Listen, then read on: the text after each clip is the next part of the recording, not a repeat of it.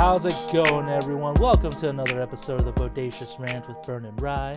I hope everybody's living life and doing good and all that good stuff. Again, with now it being November, we're gonna have a lot more good stuff coming in. Like Invincible just started with a great episode, so we got the first half of that finishing up soon. We also have oh my god, what's the show? Scott Pilgrim coming on Netflix in a couple weeks, so that's gonna be exciting little treat for the holiday season.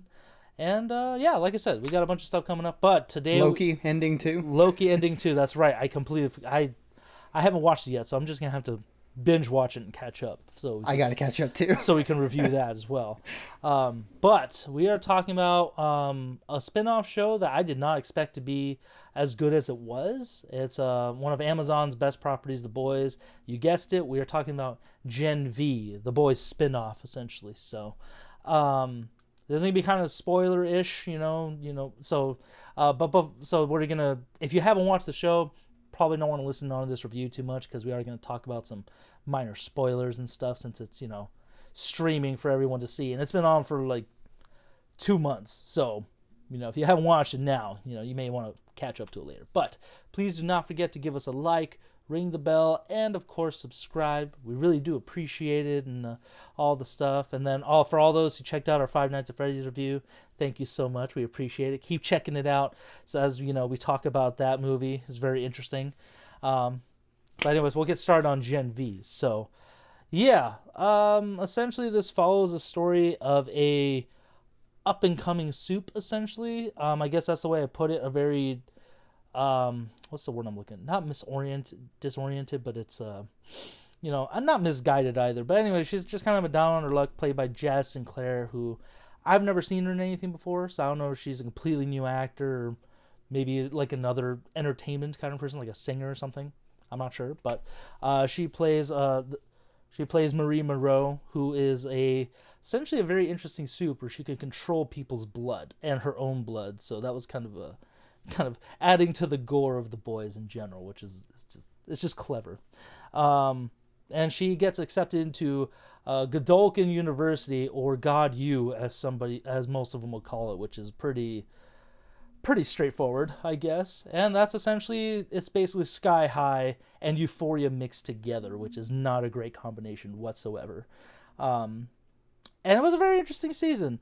This is where Patrick Schwarzenegger, a.k.a. the Terminator's son, is in this show. Not as much in the capacity as I thought he was going to be. Like, I don't know what you thought, Bern. I thought he was going to be in it a little bit more. But then after the way the first episode played out, I was like, oh, okay, well, I guess that's one way to keep him in there. I came into the show like not really knowing anything, and it wasn't until you told me that was Schwarzenegger's kid. I was like, oh, okay, well, I guess if you would have gotten a Schwarzenegger, you probably would have kept him a lot longer. But I guess I was there for the shock value or something. But yeah, I had no expectations really coming into it. Well, that's totally fair.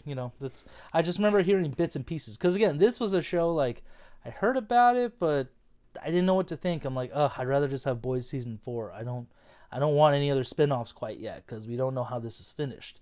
And usually I feel like that's how it happens. Like most shows will kind of be almost done or or be finished and then spin-offs start coming. So maybe that was my mentality behind it.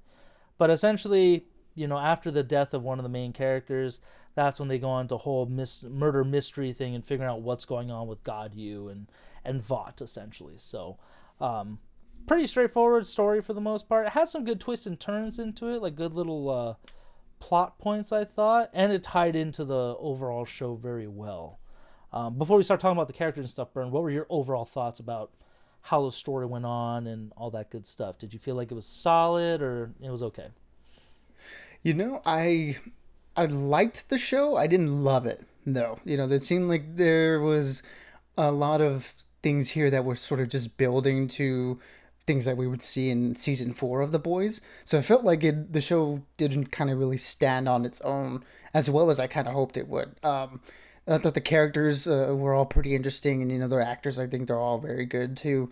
It's just a lot of plot elements here that by the end of the season, I just felt like it didn't feel either like didn't resolve themselves, or they were more in service of the upcoming Boys season 4. So for it to be a spin-off, I was kind of hoping that it could stand on its own and provide something different within the Boys universe.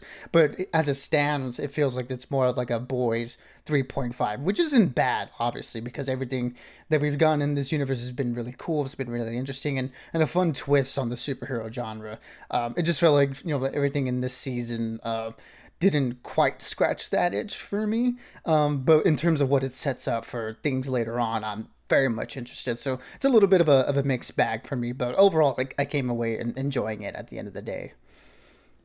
I get you. For me, it was one of those things like you. I kind of wanted to be its own thing, but I guess as the season progressed, I am kind of glad that it was blending in. It was connected more to the Boys season 3 and then the upcoming season 4.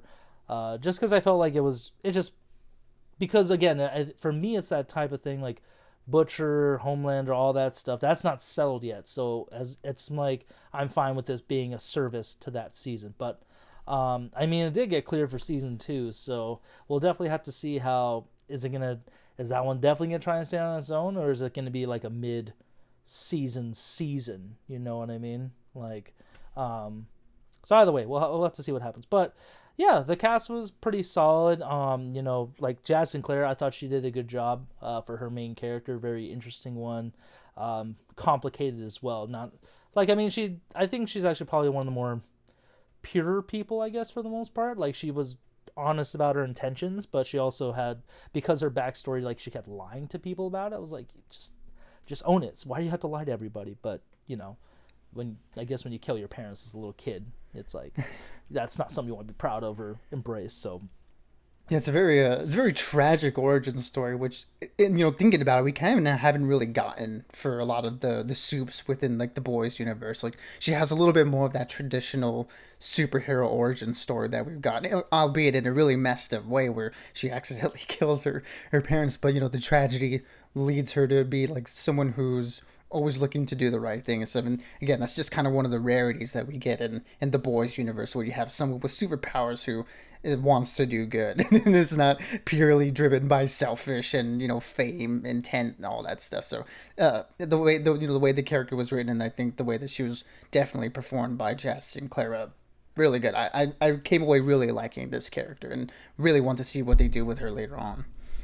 yeah, I definitely want to see whatchamacallit. I definitely want to see more of her, and I hope she's gonna be more a part of the show as it goes on, like especially the boys. I wonder what direction she's gonna go to for the most part. But yeah, like I really liked her, and then the other standout for me, to be honest, was Lizzie Broadway, who played her roommate slash friend Emma, and her power was pretty great. It was the reverse of what was the Ant-Man Adam Ripoff guy? It was termites, I think, and Yeah, she yes, was a termite. she was a good opposite to that kind of where she hasn't quite controlled the powers that well of like growing and like size shifting and stuff. So I thought that was pretty cool. Hmm. Definitely put in a good perspective of like while she comes off that she's trying to be like really like she's kind of one of those typical selfish, almost like people that go into like Hollywood and stuff, where I feel like that typical stereotype of like, I'm gonna get after whatever I can. I just want to be on a reality series and stuff, but it's like no, she actually had a really also pretty like demented like childhood. Her mom, when we saw her in I think episode like 3 or 4, we really got to see where she came from and why she is the way she is. So I thought that was a really interesting twist on her story. um let's see. And then we have the one of the other characters I thought was super interesting was Jordan Lee, who was played by two actors, which was Derek Liu and let me see, and then London Thor. So that was a very like I thought that was really cool. I don't know how you felt about her character being well, yeah, her character, because he There, I guess. there, yeah, because well, I mean, because it was one of those things like Jordan identified as a woman, and the parents were very disapproving of it, which was like, oh, come on, just let Hmm. them be them. If that's what they come out like, if that's what they feel they are, just let them be. I thought that was a very good like take on that character, and really interesting way to have like almost two different like superpowers essentially.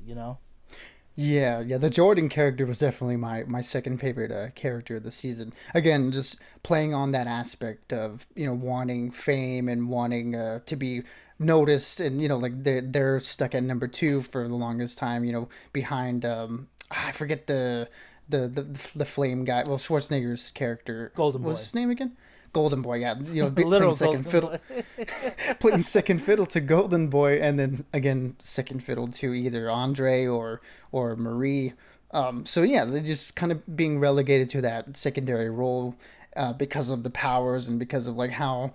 Like commentary on modern society, obviously, with how gender expression is kind of like a touchy topic for a lot of people, and they can't really wrap their heads around it, and that's sort of what's holding them back. And just playing on that aspect and not making that the defining aspect of that character was really good. I thought they were acted really well. I came away thinking London was a little bit of a better actor than Derek. I preferred the female version of the character a little bit more, but the power set was really cool. Jumping back and forth and how different. It seemed like different versions had separate powers.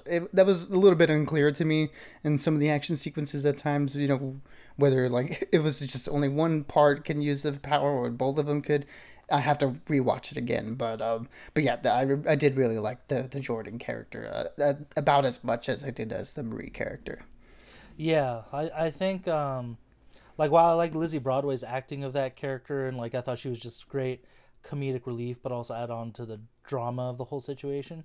The Jordan Lee character was very cool, just because, yeah, like the London Thor's version, the lady, the feminine version of that person. Their powers I felt like were more on the offensive, and then when they transformed into the masculine version or the dude, that's when it was like the skin hardened and they had a little more super strength kind of thing. I thought it was interesting thing. I'm not sure if that was as clear cut, but that's what I gathered from the show. Um, and yeah, I will say that the Derek Liu's acting, I don't know if that was an artistic choice. Like maybe they meant it to come off like almost stilted acting, where it's like, he's kind of stiff. It doesn't have as much emotion going on, or it wasn't as good as London Thor's. But maybe that's because again, like the character in that the scene with the parents and stuff identified like, no, I've always been who I am. Like when he transformed into the lady side of herself. So I don't know. It was very interesting to me, and I thought they both did a really good job of that character. But I did like the London Thor version a lot better. So I do agree with that. Um, and then we have just kind of rounded out. We had Chance Perdomo as Andre Anderson, like you kind of mentioned him earlier, who is the son of a former like Seven superhero, which was kind of an interesting take on it too, because there hasn't been a whole lot of like legacy characters in the show. There hasn't really been needed yet, so that was an interesting take on that, and seeing the struggles of like trying to go against someone who's really part of the corporate world of soups, and then this kid he's kind of on the line of like, do I go like with what my dad wants, or do I be my own person? I Mm-hmm. thought that guy did a pretty good job of that dynamic. I don't think I've seen him in anything either. He looks familiar though. Yeah, he does. But yeah, it is an interesting take on what sort of a like a nepo baby would look like in this universe. Like when their parent is a really world renowned superhero. It's like, what does that do to him? And I thought his relationship with his dad was very interesting as the season went on. So I thought they did a really good job of that. Even though I also feel like he wasn't always the best of actors. A lot of the delivery felt a little bit flat on his end, but in a lot of moments he was really good. So I can't really fault him too much on that. No, yeah, totally fair. I mean, it was like, yeah, I mean, I can't agree with it. I can't really think of anything of why it is the way it is. I mean, they're all still decently young actors, so it could just be that simple a thing of like they're still learning. They haven't gotten that craft quite down yet. Who knows? But the other one that had a really interesting power too is Maddie Phillips's character, who played Kate Dunlap, who is kind of like, I guess, Rogue and Professor X mixed together, with the whole touching and telling him what to do. There was a lot of messed up moments when she did that stuff, as funny as they were, but it was also just like, man, this is horrifying to see what it could really do in real life. Like, for instance, when she told that one soup who was a total dick, like, okay, you're gonna take a bat and you're gonna hit yourself in the junk until you're done. Essentially, it's like, okay. It's like, oh my god, and then you see him later in the episode just keep doing it. I'm like, oh my god, that's horrible. I just thought, I was like, damn, this shit could be really dark really quick. Yeah, and it did. It did end up getting about as dark as you could expect it to, and yeah, that character was pretty interesting. I don't know how I feel about how they progressed at the end. I felt like things were a little bit too rushed within the last like couple episodes, in particular with her character. But everything in the lead up to that was really good. So it was kind of like, oh man, like it felt like it almost like came out of nowhere, but it was also like built up to. I think it was just a case of that it all just kind of hit the fan at the end there, and it's just like, okay, this accelerated. I feel like a little bit too quickly, almost. Yeah, basically it's that Ron Burgundy moment of like, guys, that escalated quickly. Like that got out of hand fast. Actually, now that you point that out, it was kind of that moment of like, really, this is how quickly we're all turning, like without even really contemplating what we're doing here, you know? Yeah, in particular with her and the Sam character, I felt like things were really flipped a little bit too quick on that aspect for me to buy into it at least. And I kind of do agree with that. Like really playing it out in my head, I'm like, yeah, that just doesn't make a whole lot of sense right out. Like, because in the last two episodes, that's essentially, I would kind of like call them like climax part one, climax part two, essentially the finale. And yeah, it was just a little too quick and kind of almost too honest for that kind of, like, not honest, but like it was just too fast in general. That's all I could say. So I definitely agree with that. That guy was played by Asa German, who was or German, who was pretty. He was a pretty good character. He actually had like some of the most gory parts in the whole show, even though half of it was puppets. But that was just kind of. I thought that was a very boys-esque way to deal with the violence. It was great. Yeah, I have a little bit of issues with the depictions of violence in this show more so than the boys. I feel like the boys' first three seasons handled it a little bit better, but the fact that they got pretty creative with it here, and particularly with the puppet sequences with him, I did really enjoy that. So that was a fun twist. How did you feel about the violence like overall though? Because it felt like, although it was still good, it felt like there were moments here that felt a little bit more gratuitous, whereas in The Boys, it felt like, okay, like it just felt like part of it. I think it was just the way it was written in that show and the way it was executed was a little bit better than I think it was here, where there were moments here where it felt a little bit unnecessary. You know, I think for the violence, when we actually did see scenes of people get really messed up, I think it's one of those things maybe where I'm so numb to it from the last few seasons, where especially the third, when you open season 3 with a guy bursting out of another human being, I think I'm kind of just over it all. But yeah, I think it's almost, I mean, that could be, maybe it's more gratuitous just because they're all younger adults, so because they can't contemplate violence and stuff, that's why it's way more extreme than what, like, the way the Seven has killed people, the way Butcher and them have dealt with people like that. You know what I mean? Where I think the way they did it in The Boys, like, there were definitely when people really got messed up, it's like, oh shit, that just happened. Where this show is just kind of like, yeah, that's kind of normal. So that I can't really explain, to be honest. I wish I can give you a better answer for that, Burn. But it's a great question though, because it's one of those things of like, was that on purpose that they try to go more gratuitous, just to maybe show the immaturity level with the younger generation of Supes, that they don't know everything and they're trying to find out who they want to be in life, kind of thing? Or did they just try and up the ante to help this show stand on its own? You know what I mean? Yeah, because I mean, like using that in that instance as a particular example, where you have the beginning of season 3 opening with, like you said, a man bursting out of another person's genitalia. It's like, that was definitely shocking, but there was like a fun lead up to it, and then there was like a really fun interaction after the fact. Like the scene was fully fleshed out, no pun intended. So there was, it felt like it was like natural and it was part of it, and just things like that happen in this world. Whereas there's a similar instance in this show where someone's genitalia also gets exploded, but it felt like the lead up into that was very abrupt and like kind of like it just happened, and then we quickly move away from it. Like there's really no touching on the aftermath of that until like way later on, where it doesn't really come up again. So I think, yeah, just the handling of the violence, like it just seemed like in this one it happens and we quickly go away from it, whereas with the boys there's a little bit more of a lead up and a little bit of more of a decompression to come down from something as shocking as that. So I think that's where for me it feels more well done in the boys than it does here, where it just kind of happens. It feels like it's more just there to just have something big happen and then we quickly move away from that, if that makes sense. No, I get you. It's definitely more nonchalant in this series than it is in the main boys series. So I can agree with that. I don't know if we're the only people that really notice that, or like I said, maybe the rest of the people who are fans of this series are so numb to it. It's like, yeah, this is like normal shit. Why do we care at this point? And that's kind of the problem with when it shows like this really go into gratuitous nature, the grotesque nature of the violence with these soups.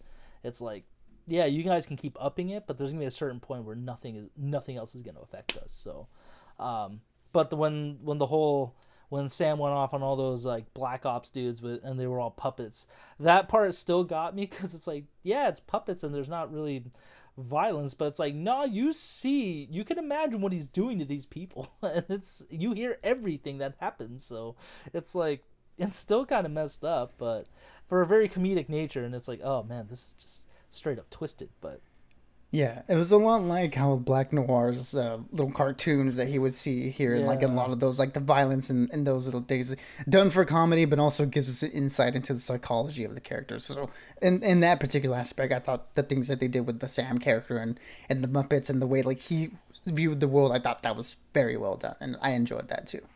yeah, definitely. Like, it's I like that. Like like last season, the boys of Black Noir's character and even Homelander, like his mental deterioration throughout the show is becoming very apparent. But Black Noir takes it to another level, and then Sam's character being the brother of Golden Boy, who's been trapped in this facility almost his whole life. We really get to see like what that can do to a soup and how unstable and horrible that is.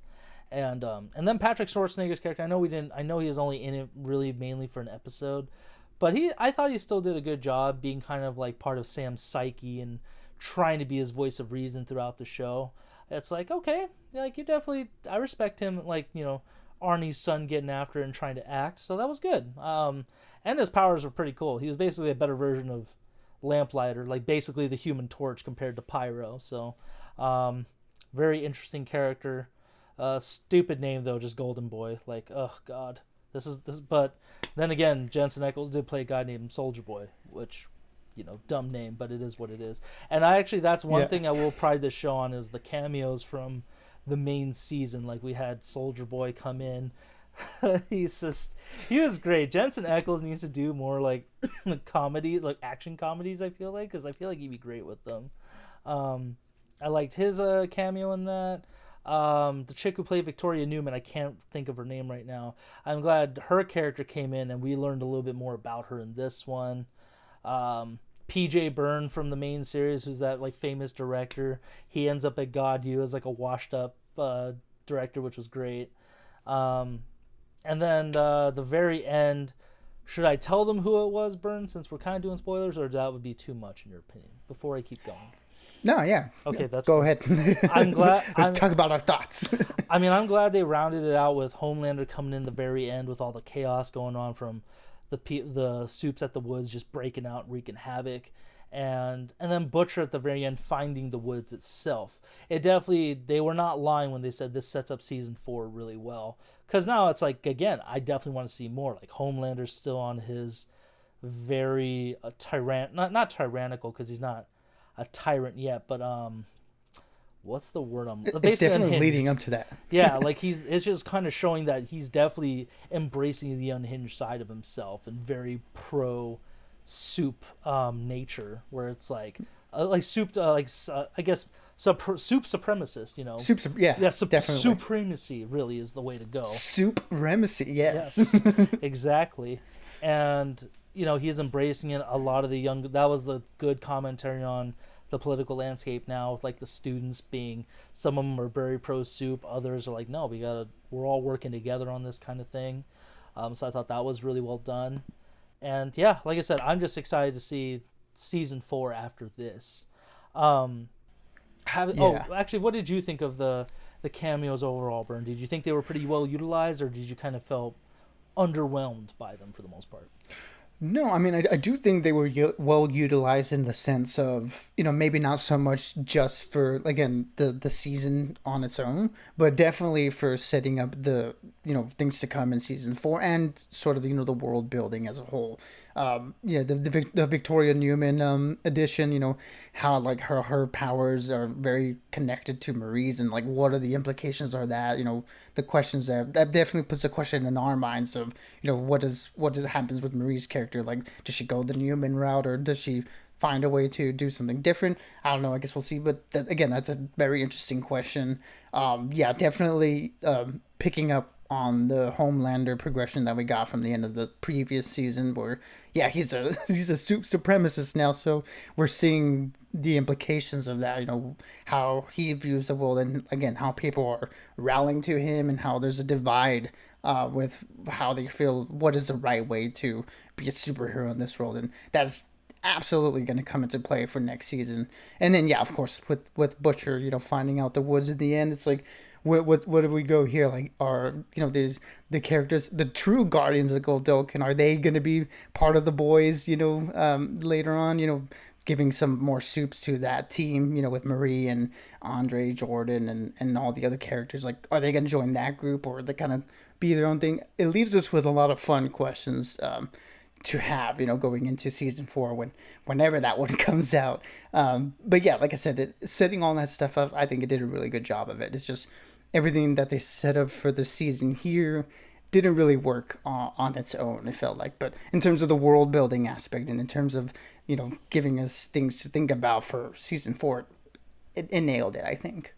Yeah, I definitely agree with that, Burn. It's definitely more of a season to set up the greater universe of it. It does do a decent job of more world building, and I guess for me in that sense, it was also just exploring more of the psyche of the different generations of soups, and also just expansion of powers because we've only seen really a few in this show overall.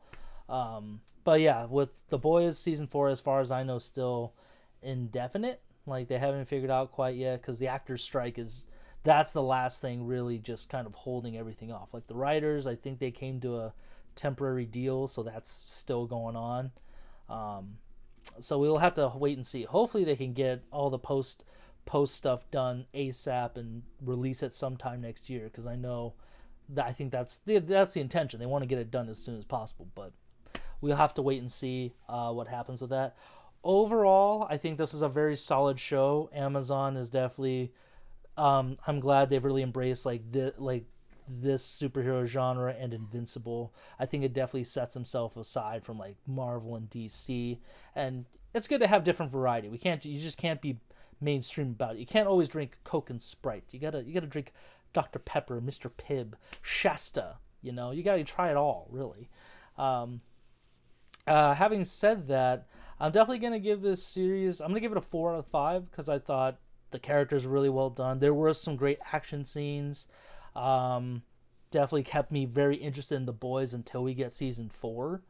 And yeah, I definitely want to see what happens with season 2 and how that kind of continues their story, or we can explore another group of young soups. I don't know, but yeah, that's my ranting. What would you give it, rate, Burn? Yeah, so I mean, like I said, the world building here is great. A lot of the characters are really interesting, and definitely looking forward to all that going forward. Like I said, it feels like plot points and storylines didn't really resolve themselves in this season, and there was a few like things with like the violence that didn't really work for me, and I will say there was a few editing decisions that they made where, in particular, where there was like dramatic cut to blacks, and we kind of picked things up like later on. It felt like they relied on that as a crutch a little bit too much to sort of like disorient you and not really give you proper answers and explanation as to how characters got to where they are. So it's little things like that that kind of hold the season back for me as a whole. So with all that being said, I'll give this one a 3 out of 5. I really liked it. It's really solid. Definitely sets a lot of cool stuff to come later on for the boys universe for sure. I respect that. That's good praise, Burn. Really. I wasn't gonna say high praise. I'm like, no, it's not high praise. You gave it a 3. Okay, let's cool it. But Solid praise, solid. solid, yes.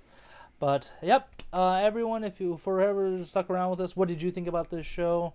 For those who do come back and watch it after the fact, we'd love to hear your thoughts. So please let us know. Are you guys also looking forward to The Boys season 4? Or if you guys caught Invincible, let us know what you thought of that too, because this is all Amazon superhero stuff at this point. But until next time, guys, we got that. We also have the Marvels coming out to round out Marvel's cinematic run this year. So let's hoping it's good. I really can't say at this point if it. Yeah, I don't know because Marvel is very iffy right now. So we'll have to see how that turns out. But until next time, everyone, stay bodacious and keep on ranting for the both of us. Absolutely, everybody. Be good, be safe, and as always, we'll catch y'all on the next one.